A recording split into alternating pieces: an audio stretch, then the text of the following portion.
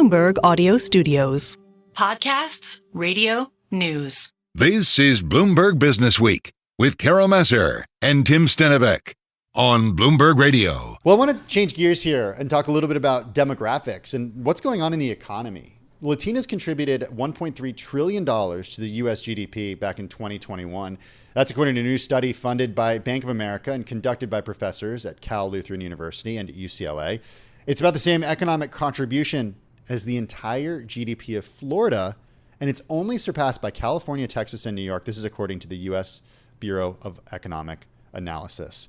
We got with us Jennifer Auerbach-Rodriguez, Strategic Growth Markets and Client Development Executive at Merrill Wealth Management, Bank of America. Part of the team behind the company that put on that study, that did that study. She joins us this afternoon. Jennifer, good to have you with us. Talk to us a little bit about why it was important to quantify this number. I mean, it's absolutely astounding. Yeah, well, one, thank you so much for having me on the program. I agree, the numbers are remarkable, but candidly, we have been paying attention to the changing demographics of wealth in the United States for years now. And a report like this with the empirical findings, the data, really just puts rigor and substance around trends that we've been watching for quite some time. And so it is with this data, with the foundational research that we've been doing for years, that we're just excited to continue to do more to serve, again, the changing demographics of wealth in our country, regardless of where they are on the wealth spectrum. And we are here to serve for everyone to serve and live their best economic lives. Let's talk about some of these numbers. So $1.3 trillion contribution to U.S. GDP in 2021. That's up from $661 billion in 2010. Talk to us through what fueled that growth. What were some of the factors behind that? Yeah, absolutely. It's exactly the right question. It's a big number. It is a number that has grown a lot in the past decade, and it is a number that has outpaced the rate of growth that we saw from the non-Latina GDP cohort. What plays a role in any story like this? A similar set of factors that we saw when we looked at women about 10 years ago. It is levels of education reaching some of their highest levels. It is about labor force participation. It is about entrepreneurship and the creation of businesses. And it is real income growth. And so on the educational front, the number of Latinas with a bachelor degree or higher increased 103% over the same period of time, that 2010 to 2021. Again, it is a big increase, but it is also an increase that outpaced what we saw of the non-Hispanic female population. Labor force participation, this is one of my favorite findings. Despite being just 9.3% of the U.S. population, Latinas are responsible for over 30% of the growth that we saw in the U.S. labor force since 2010. Business owner and Latino-owned businesses have grown 87%. This goes back a little bit further to 2007. But Latinas represent nearly half of all Latino businesses. And that means that they are creating businesses 6 times faster than any other group. And then lastly, on real income, from 2010 to 2021, the real incomes of U.S. Latinas grew a total of 46%, again, compared to 18.5% of non-Hispanic females. So the growth that we've seen over the last decade or so has been pretty incredible. But I'm also wondering, Jennifer, what this means moving forward. Like, I get, as I said, as Katie and I talked about today, like past performance doesn't guarantee future results. But what does this mean for the demographic moving forward? Yeah.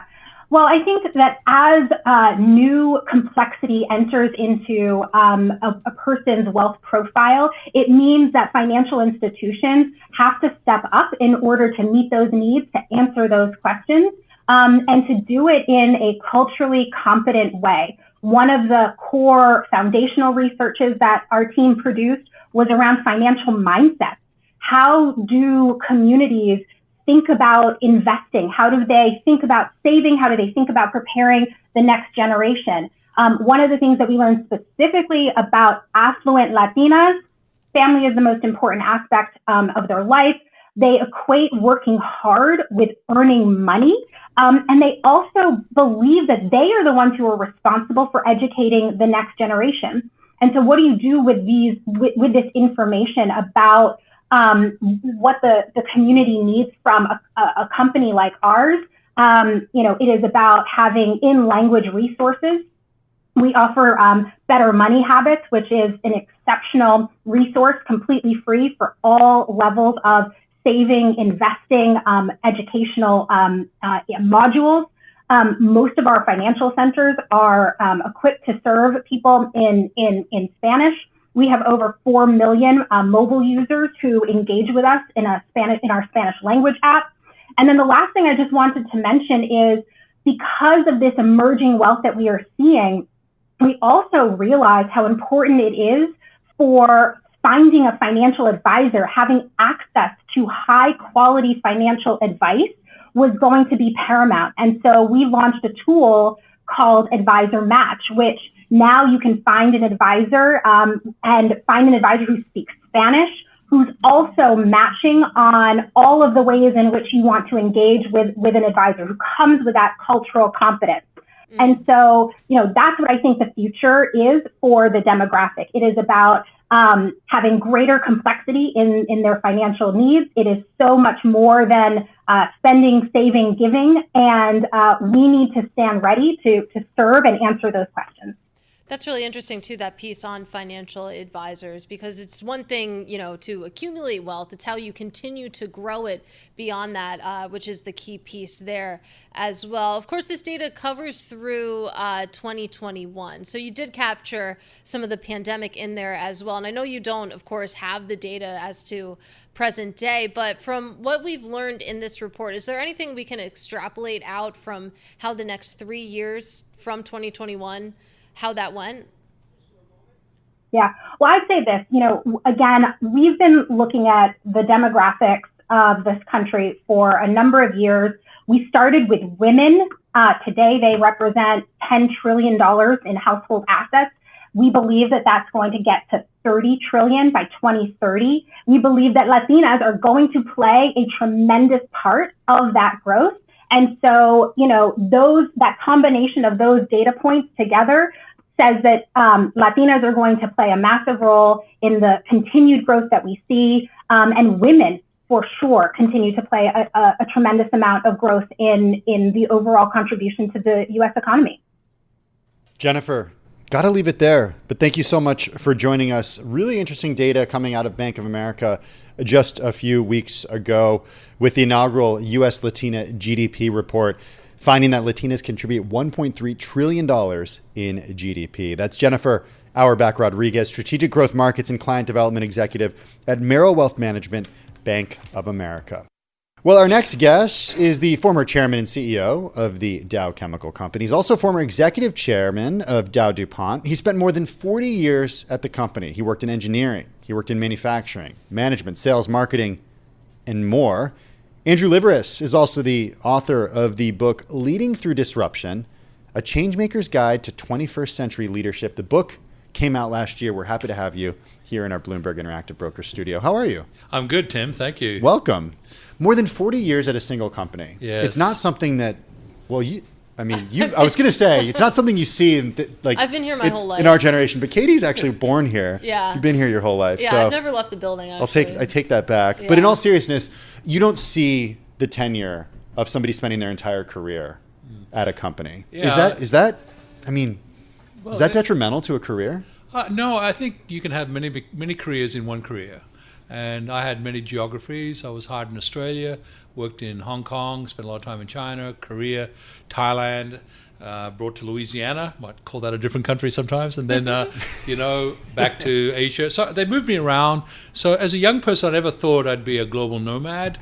I became one. And then to the book, I became a global citizen, which I don't think there's a lot of us around. And I think big American global companies do that to people. They expose us to these different risks and uncertainties, and make you as a young person have experiences that you otherwise would not get in sort of a singular career. So I didn't consider it one career, nor 40 years. Every time someone says that to me, I say, really? That long? Doesn't feel like it. No, a second, lightning second. Wow. Yeah, that's really interesting. I mean, talk to us a little bit about how, do you think that's an important experience to have, this idea of being a global citizen? When you take a look at corporate leadership today, do you view that as a prerequisite? Yeah, I think the world has gone tribal. Mm-hmm. We're all retreating to our tribes. We're not understanding each other. And the vacuum from political leadership is huge, as we're noticing everywhere in the world. Democracy and capitalism is going through a divorce. And so the distribution of wealth has been uneven, and now we've seen decades of it. And those of us who are lucky to be born in the right place with the right parents, yeah, we're good, but that's a small percentage of us. So then how do we bring these tribes together in the 21st century? The digital assault on all of us is known. We are clearly getting assaulted with information that we can't make sense of. Young people are seeing wars around the place. They're seeing what's going on with the environment and social injustices. These tectonic shifts, all of us are retreating to our tribes. So the term global citizen and how to bring these tribes together in this new world of ours, 21st century, is really what the book speaks to.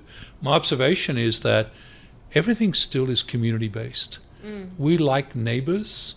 We like being in person and having, a beer or a barbecue with our neighbors. We've got to create that feeling on a global level.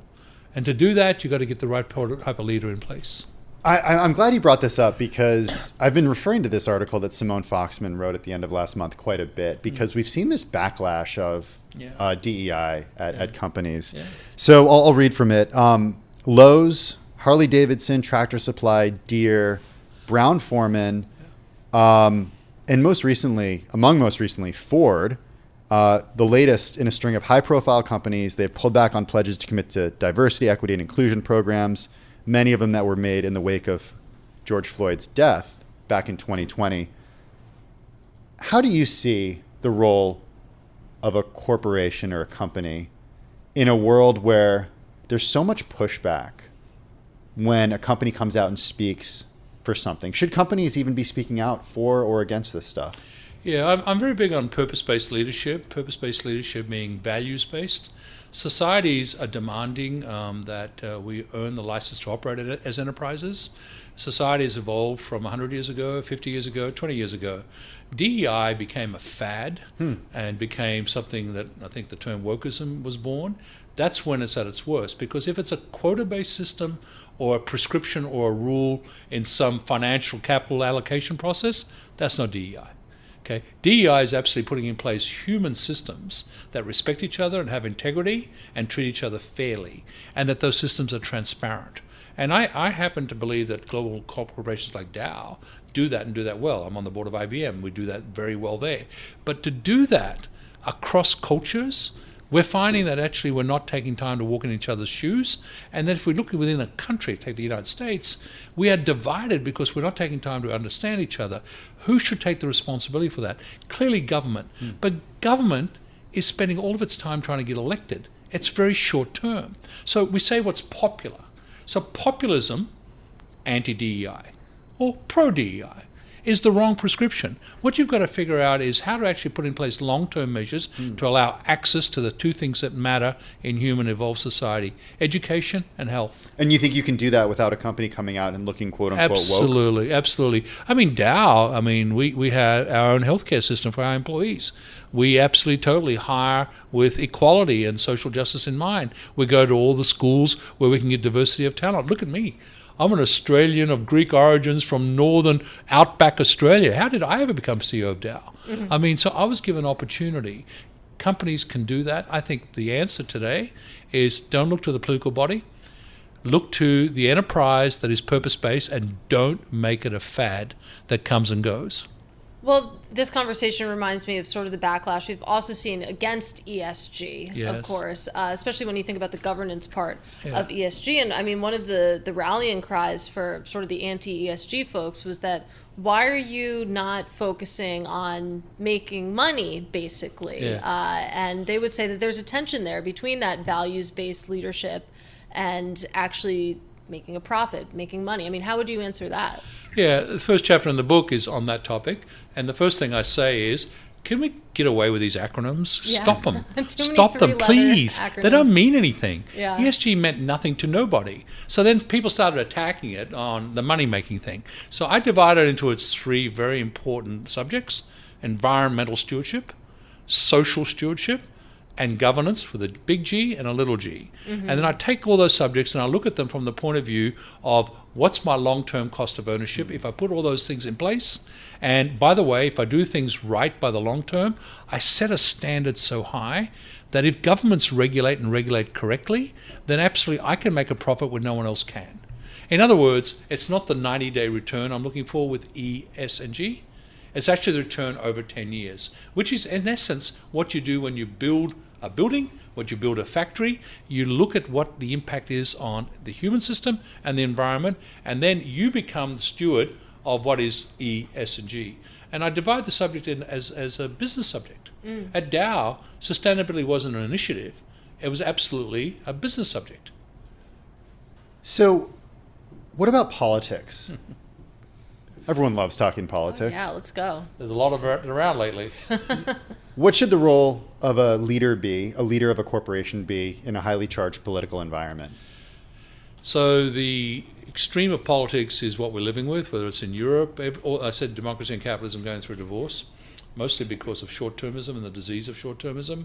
Politicians are trying to get elected. And we should know you were lead of President Trump's manufacturing council, right? And also President Obama's, and also advised President Bush So you've on been energy, you've been doing and politics. President Biden on infrastructure. Okay. And I've just been given a request from the Harris campaign to help out. So all of that to tell you, I'm not afraid of politics, because what I do as a corporate leader is embrace policy.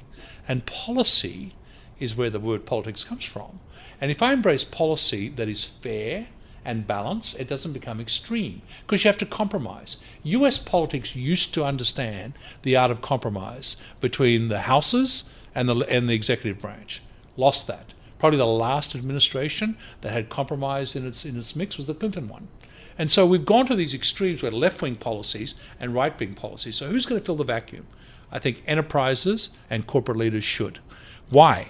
Because they run ecosystems around all communities. A Dow, 160 countries, pretty much half the states of America. We listen to communities. This is what politics has stopped doing.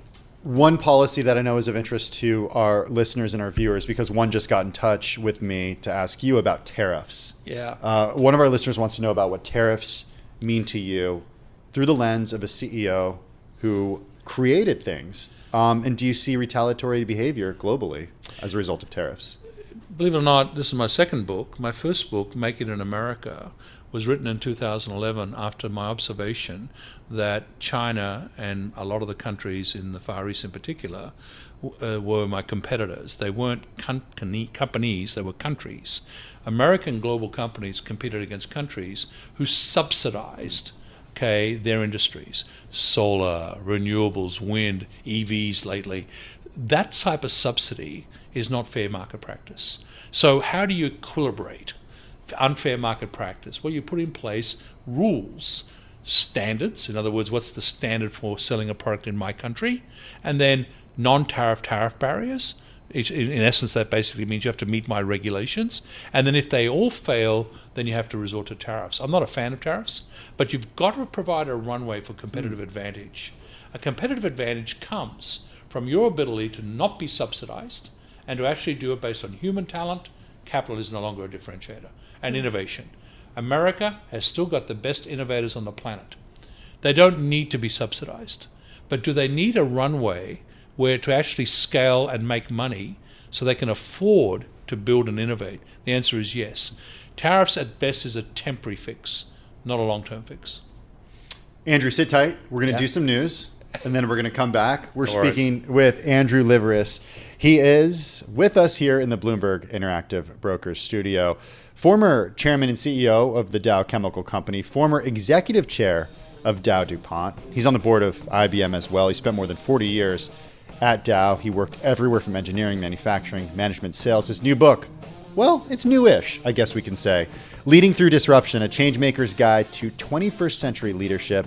We're back with Andrew Liveris. He's a former chairman and CEO of the Dow Chemical Company, former executive chair of Dow DuPont, spent more than 40 years at the company. He's got a book out. It's called Leading Through Disruption, a Changemaker's Guide to 21st Century Leadership.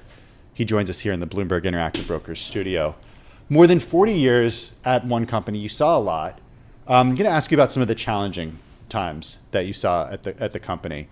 Dow Chemical worked in chemicals, so you did a lot with chemicals. And over the years, we saw different actions from maybe the Environmental Protection Agency, settlements that were reached between you and the EPA. How do you deal with that challenging legacy? The decades, before I joined Dow, Dow was founded in 1897.